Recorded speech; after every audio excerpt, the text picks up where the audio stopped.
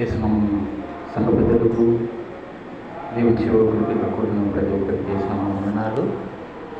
బాగున్నారు చూసినారు కదా, 4-5 సంవత్సరాల కిందట వచ్చిన పెద్ద ఆయన ఉన్నప్పుడు మళ్ళీ ఇప్పుడు రావడము. మరి కొన్ని సెకండ్లు ప్రార్థించుకొని అందరం కళ్ళు మూసుకొని వాక్యం దగ్గరికి వెళ్దాము. అందరు కళ్ళు మూసుకోవాలి.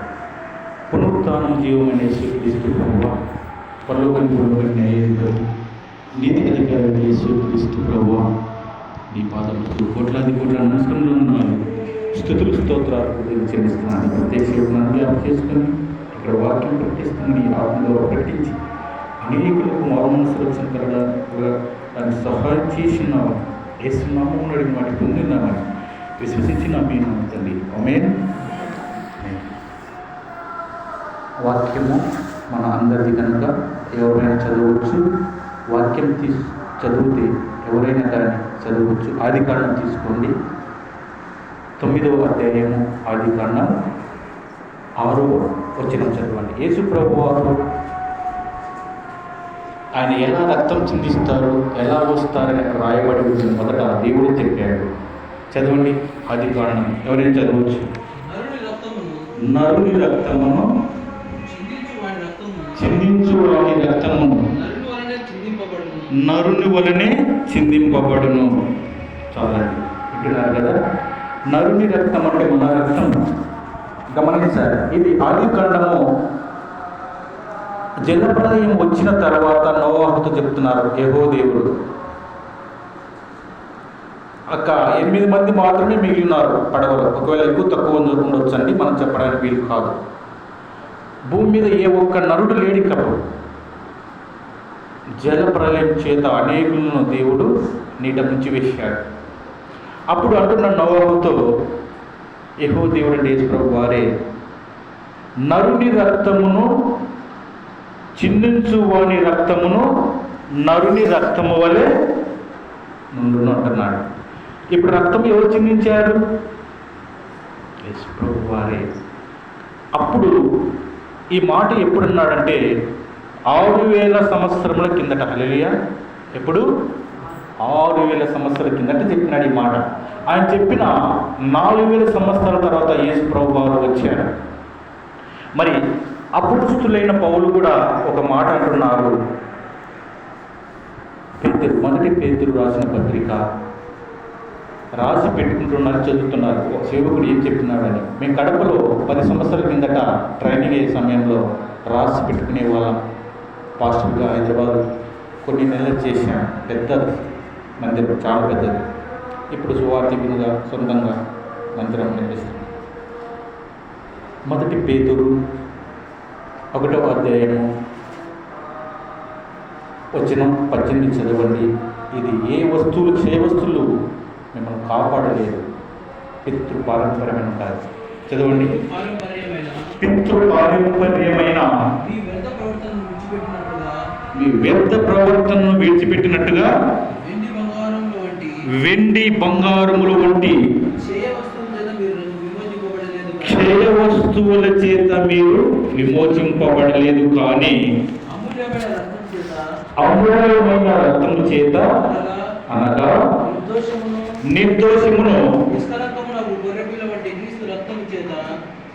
నిష్కలంకమునకు క్రీస్తు వంటి దేవుని గొర్రెపిల్ల రక్తం చేత విమోచింపబడితిరని మీరెరుగుగా. చాలా హల్లెలూయా. వింటున్నారు కదా.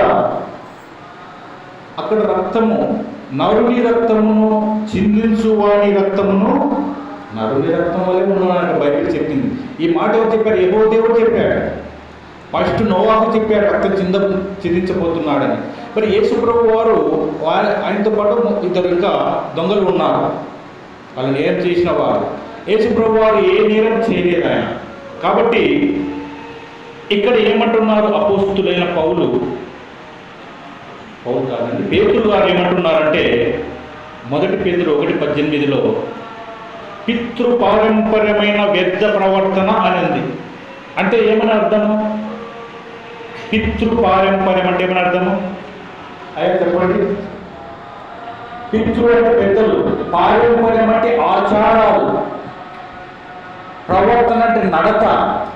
ఇక్కడ పేతురు ఏమంటున్నారంటే పితృ పారంపర్యమైన వ్యర్థ ప్రవర్తన అంటున్నాడు. అంటే పనికిరాని నడత అని అర్థం. పితృ పారంపర్యమైన వ్యర్థ ప్రవర్తనను విడిచిపెట్టినట్టుగా అంటున్నాడు. విడిచిపెట్టినట్టు. ఇంకొకటి, వెండి బంగారములు వంటి క్షయ వస్తువులు అవి. వెండి బంగారం వంటి వస్తువుల చేత మీరు విమోచింపబడలేదు అంటున్నాడు.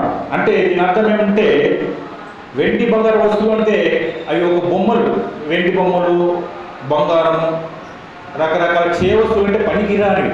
అవి వాటి చేత విమోచింపబడలేదంటే మీరు రక్షింపబడలేదు అని అర్థం. అంటే మనం కాపాడబడలేదు వాటి చేత. మరి ఏమి చేత విమోచింపబడిన? విమోచన అంటే రక్షణ, రక్షింపబడడం అర్థం. మరి దేని చేత మనం విమోచింపబడి ఉన్నామంటే నిర్దోషమును. హల్లెలూయా. అంటే ఏ పాపము లేనిదని అర్థం.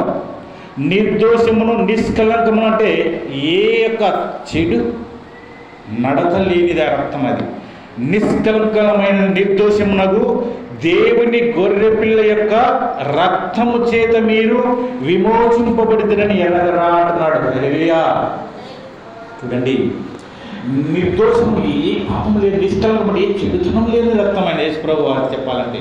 ఆ రక్తం చేత మనము విమోచింపబడి ఉన్నాము. కానీ వేరే రక్తం చేత మనము విమోచింపబడలేదు. ఇంకొకటి గమనించినట్లయితే ఆదికాండంలో చదవండి,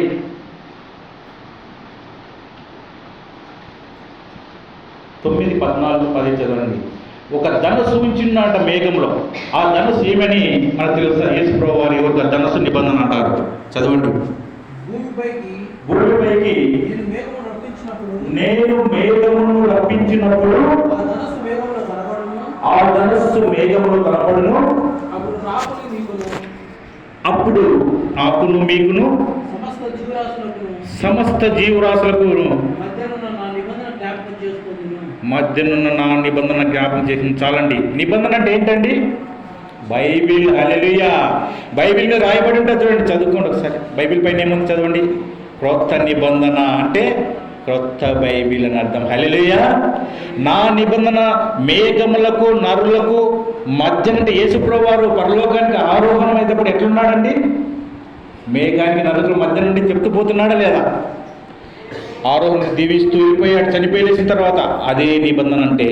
కాబట్టి నేను మేఘంలో ఒక ధనుసు ఉంచుచున్నాను అన్నాడు. మళ్ళీ ఒకసారి చదవండి. మేఘం లేదు. భూమిపైకి నేను మేఘం రప్పించినప్పుడు చూడండి, మేఘం యేసుప్రభు వారు చనిపోయి తిరిగి లేచిన తర్వాత తీసుకుపోయిందా లేదా చెప్పండి. ఆయన మేఘములో 6 మేఘములను తీసుకువెళ్ళాయని పాటలు కూడా సార్. మేఘములపై ఆయన తీసుకువెళ్ళే మేఘం చూస్తున్నానే ఎక్కడి నుంచి? ఒలివ కొండ నుంచి. అదే కొండ మీద యేసుప్రభు వారు రాబోతున్నారు. కాబట్టి చదవండి తర్వాత, నేను భూమిపైకి మేఘమును రప్పించినప్పుడు అందులో ఒక ధనస్సు కనపడి ఉంటున్నాడు. తర్వాత చదవండి. అప్పుడు నాకును మీకును సమస్త జీవరాశులకును చూడండి, మధ్యనున్న నా నిబంధన అంటే నాకును నీకు అంటే పరలోకానికి భూలోకానికి మధ్యన యేసుప్రభు వారు వెళ్తూ దీవిస్తూ అంటే ఆ మేఘాల పైన యేసుప్రభు వారు. హల్లెలూయా. మేఘాల పైన దీని మధ్య నా నిబంధన అంటున్నాడు. ఆ నిబంధన అంటే యేసుప్రభు వారిని కూడా బైబిల్ బయలుపరుస్తుంది మనకి. హల్లెలూయా. విందాం మళ్ళీ తర్వాత. ఇదే కింద మీద కటింగ్ చేయండి.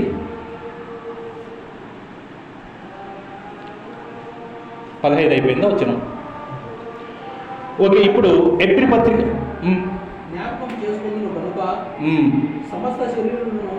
ఇది బాగా గుర్తు చేసుకున్నాడు. సమస్త శరీరులను